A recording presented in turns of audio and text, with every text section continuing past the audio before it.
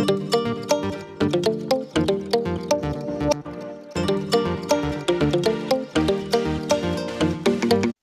Guys, അപ്പം ഇന്ന് ഞാൻ വന്നിട്ടുള്ളത് ഇത് കണ്ടോ, കപ്പളങ്ങ ഉണ്ട്. നമുക്ക് വീട്ടിൽ അടിപൊളിയായിട്ട് 4 കളേഴ്സിൽ സൂപ്പറായിട്ട് ട്യൂട്ടി ഫ്രൂട്ടി ഉണ്ടാക്കി നോക്കാം. നമുക്കൊന്ന് ട്രൈ ചെയ്ത് നോക്കിയാലോ.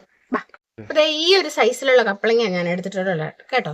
അപ്പൊ അതിനെ ഒന്ന് ചെത്തി വൃത്തിയാക്കി കഴുകി നമുക്ക് ട്യൂട്ടി ഫ്രൂട്ടിയുടെ അളവിലൊന്ന് കട്ട് ചെയ്തെടുക്കും. നമ്മളിതേ കപ്പളങ്ങ കഷ്ണങ്ങളെല്ലാം നല്ല കഴുകി വൃത്തിയാക്കി അതിൻ്റെ കുരു എല്ലാം മാറ്റി നല്ലതായിട്ട് കൊണ്ടുവന്നിട്ടുണ്ട്. ഇനി ഇതിനെ നമുക്കൊന്ന് കടയിൽ നിന്നൊക്കെ കിട്ടുന്ന ട്യൂട്ടി ഫ്രൂട്ടിയുടെ വലിപ്പം അറിയാലോ, ആ ഒരു പാകത്തിന് കട്ട് ചെയ്തെടുക്കണം. തീരെ ചെറുതും ആകരുത്, എന്നാൽ ഒരുപാട് വലുതുമായി പോകരുത്.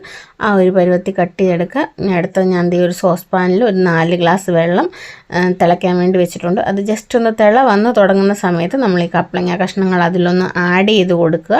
എന്നിട്ട് നമ്മൾ വേവ് നോക്കണം കേട്ടോ, ഒരുപാട് വെന്ത് പോകരുത്. എനിക്കിപ്പോൾ കറക്റ്റ് 8 മിനിറ്റ് ഫുൾ ഫ്ലെയിമിൽ തിളച്ച് വന്നപ്പോഴത്തേനും നല്ല പാകത്തിനാക്കിയിട്ടിട്ടുണ്ടായിരുന്നു. അപ്പം നമ്മളിനി കറക്റ്റ് 8 മിനിറ്റ് ആയപ്പോൾ ഞാൻ ഓഫ് ചെയ്തിട്ടുണ്ട്. കറക്റ്റ് പരുവമാണ്. ഇനി നമുക്കിതൊന്ന് കോരി മാറ്റി വെക്കാം. അതിന് വെള്ളമയൊക്കെ നല്ലതായിട്ട് കളഞ്ഞ് ഒന്ന് മാറ്റി വെക്കണം. കാരണം ഇനി ഇത് നമ്മൾ കുക്ക് ചെയ്യുന്നുണ്ട്. അപ്പോൾ ഇപ്പം തന്നെ വെന്ത് പോയിട്ടുണ്ട്, നമുക്ക് ആ ഒരു കറക്റ്റ് പരുവത്തിൽ കിട്ടത്തില്ല. അതുകൊണ്ടാണ് വേവ് നല്ലതായിട്ട് നോക്കുക. ഇനി നമ്മളൊരു കടായി വെച്ചിട്ടുണ്ട്. അതിലേക്ക് ഒരു ബൗൾ പഞ്ചസാര ആഡ് ചെയ്ത് കൊടുക്കുന്നുണ്ട്.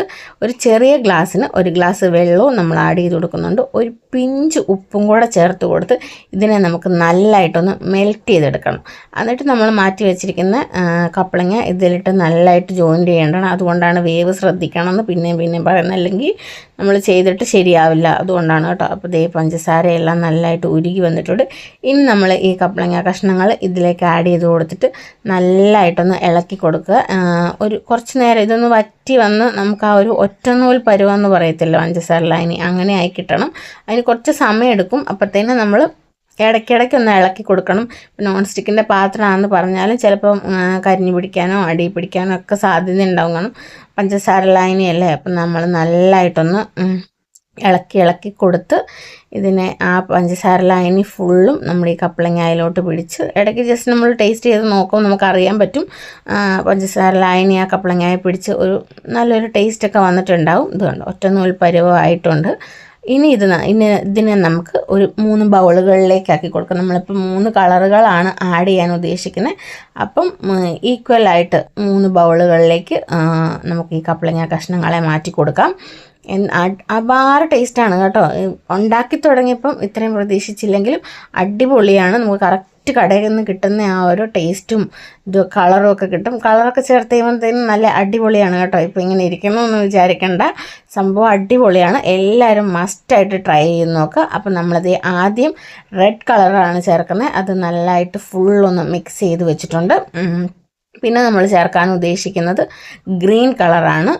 അതും നമ്മൾ നല്ലതായിട്ട് ചേർത്ത് നല്ലതായിട്ട് ഇളക്കി എല്ലാ ഭാഗത്തും പിടിക്കണം കേട്ടോ. അല്ലെ ഇങ്ങനെ വെളുത്തിരിക്കുന്ന പോലെ അങ്ങനെയൊന്നും തോന്നരുത്. കളർ നല്ലതായിട്ട് എല്ലാ ഭാഗത്തും പിടിക്കുന്ന പോലെ നല്ലതായിട്ട് ഇളക്കി എന്നാ പറയുന്നത് സെറ്റാക്കി വെക്കുക. പിന്നെ അടുത്ത കളർ ചേർക്കുന്നത് യെല്ലോ കളറാണ്. അപ്പോൾ നമ്മൾ 3 കളറാണ്, റെഡും ഗ്രീനും യെല്ലോയുമാണ് എടുത്തിട്ടുള്ളത്. അത് 3ഉം നല്ലതായിട്ടൊന്ന് ഇളക്കി സെറ്റാക്കി വെച്ചിട്ടുണ്ട്.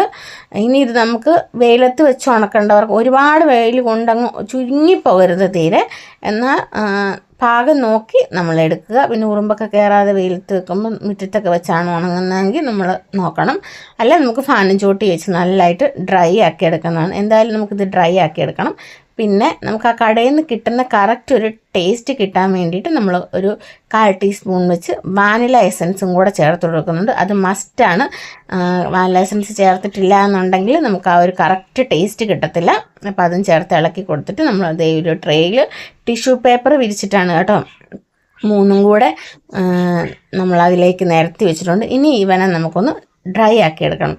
ഇപ്പോൾ അതിൽ ആ പഞ്ചസാര ലായനിയുടെ ഒരു ഇതുണ്ട്, ഒരു വഴുവഴുപ്പുണ്ട്. അതൊന്ന് മാറ്റി നല്ലതായിട്ട് ഉണങ്ങി അടിപൊളിയായിട്ടുണ്ട് കിട്ടുന്നത്. കാണുമ്പോൾ തന്നെ എന്താ അല്ലേ, സൂപ്പർ. ഇങ്ങനെ 3 കളറും കൂടെ ഒരുമിച്ചിരിക്കുമ്പോൾ ഇനി ഇത് നമ്മൾ ഒരുമിച്ചിടുമ്പോഴാണ് ഒന്നും കൂടെ അടിപൊളിയായിട്ട് വരിക. സൂപ്പറാണ്. എന്തായാലും എല്ലാവരും മസ്റ്റായിട്ടും ട്രൈ ചെയ്ത് നോക്കുക. അടിപൊളി സാധനമാണ്. നമ്മുടെ കുഞ്ഞുങ്ങൾക്കൊക്കെ വലിയ ഇതൊന്നുമില്ല, നമുക്ക് ജസ്റ്റ് ചുമ്മാ തിന്നാനാണെങ്കിലും കൊടുക്കാം. അമ്മക്കൂട്ടന് ഒരുപാട് ഇഷ്ടമായ സാധനമാണ്. എന്തായാലും അവൾ നല്ലതായിട്ട് എൻജോയ് ചെയ്തു. ഞങ്ങൾക്കും ഇഷ്ടപ്പെട്ടു. അപ്പോൾ ഇതുപോലത്തെ കുഞ്ഞു വീഡിയോസുമായിട്ട് വരുന്നതുകൊണ്ട് വീഡിയോസൊക്കെ എല്ലാവർക്കും ഇഷ്ടപ്പെടുന്നുണ്ടെന്ന് വിചാരിക്കുന്നു. ഇഷ്ടപ്പെടുന്നുണ്ടെങ്കിൽ നമ്മുടെ ചാനലിലൊന്ന് കയറി നോക്കുക. വീഡിയോസൊക്കെ കണ്ടിട്ട് ഇഷ്ടപ്പെടുവാണെങ്കിൽ നമ്മുടെ ചാനലൊന്ന് ലൈക്ക് ചെയ്യുക, ഷെയർ ചെയ്യുക, സബ്സ്ക്രൈബ്